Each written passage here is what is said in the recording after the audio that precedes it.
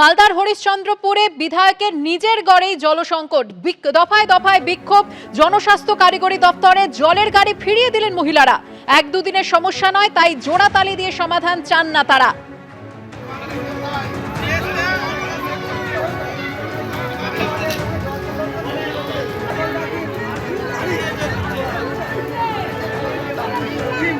কথা বলবো আমাদের প্রতিনিধি করুণাময় সিংহের সঙ্গে। করুণাময়, হরিশ্চন্দ্রপুরের বিধায়ক তাজমুল হোসেনের নিজের এলাকা, সেখানে এই বিক্ষোভের ছবি এবং তীব্র জলসংকটের অভিযোগ উঠছে। একদমই তাই। দেখো, হরিশ্চন্দ্রপুর যে সদর এলাকা, সেই এলাকাতেই এই অভিযোগ, এবং গতকাল এই নিয়ে রাস্তায় নেমে বিক্ষোভ দেখান স্থানীয় বাসিন্দারা। তাদের মূলত দুটো অভিযোগ ছিল: সময় মতো পানীয় জল আসে না পিএইচই দপ্তরের, এবং বাড়ি বাড়ি যে জল সংযোগ দেওয়ার কথা সেই সংযোগ হয়নি। পিএইচই দপ্তরের প্রতিশ্রুতি মতো আজ সকাল থেকেই কাজ শুরু হয়েছিল, কিন্তু সেই কাজও স্থানীয় বাসিন্দারা অভিযোগ করতে থাকেন যে নিম্নমানের পাইপ ব্যবহার করা হচ্ছে, এবং সেই কারণে আজ সকালেও কিন্তু স্থানীয় মহিলা যারা রয়েছেন তারা বিক্ষোভ দেখান। যদিও এই অভিযোগ অস্বীকার করেছেন ঠিকাদার সংস্থার কর্মী, এবং মালদার জেলা শাসক তিনি এই পুরো ঘটনা নিয়ে তদন্তের নির্দেশ দিয়েছেন। ধন্যবাদ করুণাময়। পাইপলাইনে ফাটলের জেরে হাওড়ার জলসংকট আরও তীব্র চেহারা নিল। মেরামতির সময় মাটিতে ধস নামে, আর সেই কারণেই সারানো পাইপ আবার ফেটে গেছে, যে কারণে বুধবার রাত থেকে 22টি ওয়ার্ড, উত্তর হাওড়া এবং শিবপুরের 22টি ওয়ার্ডে এখনো তীব্র জলসংকট। জল সরবরাহ একেবারে বন্ধ। এই গরমের মধ্যে চরম ভোগান্তির শিকার অন্তত 2 লক্ষ মানুষ। সুনীত হালদার আমাদের প্রতিনিধি রয়েছেন আমাদের সঙ্গে। সুনীত, কি ছবি? দেখো, এই মুহূর্তে যেটা আমরা দেখতে পাচ্ছি, বেনারস রোড যেটা বেলগেছিয়া মোড়, সেখানে কিন্তু যুদ্ধকালীন তৎপরতায় নতুন পাইপলাইন বসানোর কাজ চলছে। এই পাইপলাইনটা যে হাওড়া শহর এলাকায় যে জল সরবরাহ হয় পদ্মপুকুর জল প্রকল্প, সেখান থেকে সরাসরি এই বেলগেছিয়া মোড়ে এসছে, এবং সেখান থেকে এই যে আন্ডারগ্রাউন্ড পাইপলাইন থেকে একটা পাইপলাইন সরাসরি উত্তর জন্য নিয়ে যাওয়া হবে, যেটা কেএমডি আগে থেকেই লাইনটা পেতে রাখা ছিল। দুদিন আগে যে বিপর্যয়, তারপর কিন্তু সেই লাইনটা বন্ধ হয়ে যায়, অর্থাৎ বেলগেছিয়া ইউজিআর আন্ডারগ্রাউন্ড রিজার্ভার যে লাইন, সেটা বন্ধ হয়ে গেছিল।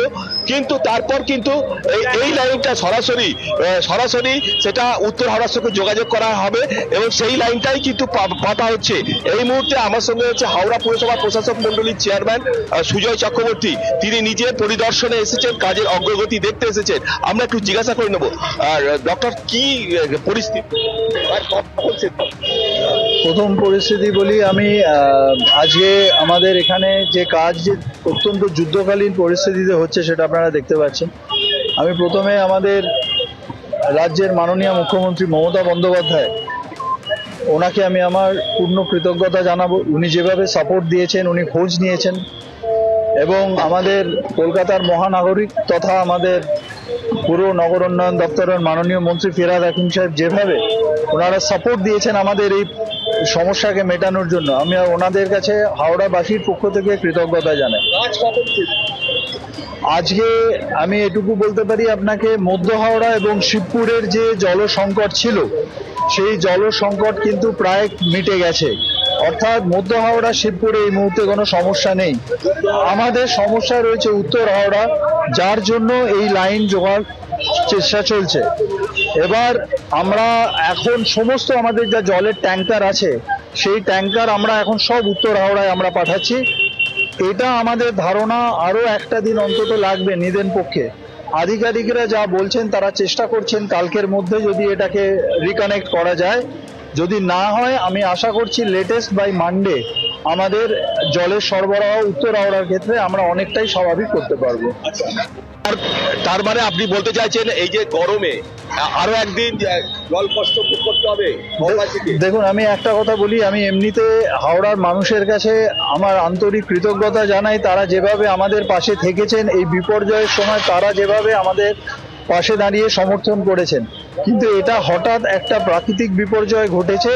এই বিপর্যয়কে মেটানোর জন্য যত দ্রুত সম্ভব আমরা কাজ করছি, এবং এর মধ্যে যাতে মানুষের যত কম কষ্ট হয় তার জন্য আমরা ম্যাক্সিমাম জলের ট্যাঙ্কার আমরা উত্তর হাওড়ায় পাঠাচ্ছি। কিন্তু অনেক মানুষ অভিযোগ করছে তো জল কিনে খেতে বাধ্য হচ্ছেন, যেভাবে জলের চাহিদা আছে সেভাবে তো পূরণ হচ্ছে না।